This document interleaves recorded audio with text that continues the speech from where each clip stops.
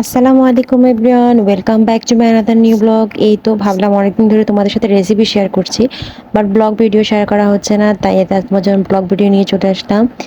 আজকে সারাদিন কি করলাম না করলাম সব কিছু তোমাদের সাথে শেয়ার করবো। এই তো সকাল সকাল উঠে প্রথমে শাকগুলোকে কেটে নিচ্ছি, শাকগুলোকে কেটে ভালো করে ধুয়ে নিচ্ছি, আর দিকে মাংসটা কেটে নিচ্ছি। বলা হয়নি, আমার মা একটু বেড়াতে গিয়েছে, যার কারণে আজকে রান্নাটা আমিই করবো। কিন্তু আমি তো লাউকি চুলা রান্না করবো না, তাই গ্যাসের চুলা রান্নাটা বসিয়ে দিয়েছি। এই তো শাক মুরগি মাংস রান্না করবো, সিম্পল রান্না। এই তো শাকগুলোকে প্রথমে ফার্স্ট আমি সিদ্ধ করতে বসিয়ে দিলাম, আর এখানে আমি মুরগির মাংসগুলোকে লবণ মরিচ মাখিয়ে নিচ্ছি হালকা একটু ভেজে নেওয়ার জন্য। কারণ আমি লাউকি চুলা তেমন রান্না করতে অভ্যস্ত না, যার কারণে গ্যাসের চুলা রান্না করবো। আর মা যেহেতু নেই, আমি আর ভাই দুজন মিলে খাবো, আর বেশি কিছু রান্না করছি না, যার কারণে শুধু মুরগির মাংস শাকটা রান্না করবো। এই তো যা মাংসের মশলা সবগুলো দিয়ে ভালো করে কষিয়ে এখন আমি মুরগির মাংসটা দিয়ে দিচ্ছি, দিয়ে ভালো করে মুরগির মাংসটা আমি কষিয়ে নেব। আগে কিন্তু আমি মাংসগুলো ভেজে নিয়েছিলাম, এখন আমি মাংস আর আলুটা দিয়ে দিচ্ছি, ভালো করে কষিয়ে নিচ্ছি। ওদিকে আমি শাকটা দিয়েছিলাম, সেটাও সিদ্ধ হয়ে গেছে, এখন সেটাকে ভেজে নেব।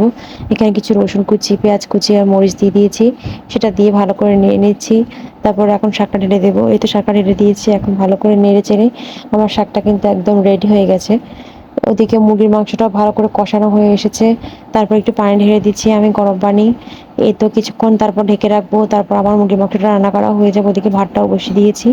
এই তো আমার মুরগির মাংস একদম রান্না করা প্রায় শেষ পর্যায়ে চলে এসেছে। এরপর মুরগি এই তো মুরগির মাংসটা রান্না করা পুরোপুরি শেষ। তারপরে এখন দেখো লুকটা কত দারুণ এসেছে, লাস্ট মুহূর্তের লুকটা তোমাদের দেখাচ্ছি। তারপরে এই তো শাকটাও ভাজি করা হয়ে গেছে, শাকটাও একদম পরলে ভাজি করা শেষ। তারপরে তো রান্নাঘরটা একদম পরিষ্কার করে রাখলাম। রান্না শেষ হলে রান্নাঘর যদি পরিষ্কার না করি তাহলে কিন্তু একদম ভালো লাগে না। দেখো রান্নাঘরটা একদম নিট অ্যান্ড ক্লিন করে ফেলেছি। তারপরে তো বিকেলে নাস্তা সাথে শেয়ার করছি, বিকেলে কিছুটা গুলগুলা বানিয়েছিলাম, গুলগুলা দেখতে মাশাআল্লাহ অনেক সুন্দর হয়েছে, যার কারণে তোমাদের সাথে শেয়ার করলাম। আমার ভিডিও একদম শেষ পর্যায়ে চলে এসেছি। এতক্ষণ আমার ভিডিও পাশে থাকার জন্য অনেক অনেক ধন্যবাদ। আশা করি আমার পুরো ভিডিও তোমাদের অনেক অনেক ভালো লেগেছে। ভালো লাগলে অবশ্যই লাইক কমেন্ট সাবস্ক্রাইব করে পাশেই থাকবে। আল্লাহ হাফিজ। সবাই অনেক অনেক ভালো থাকো।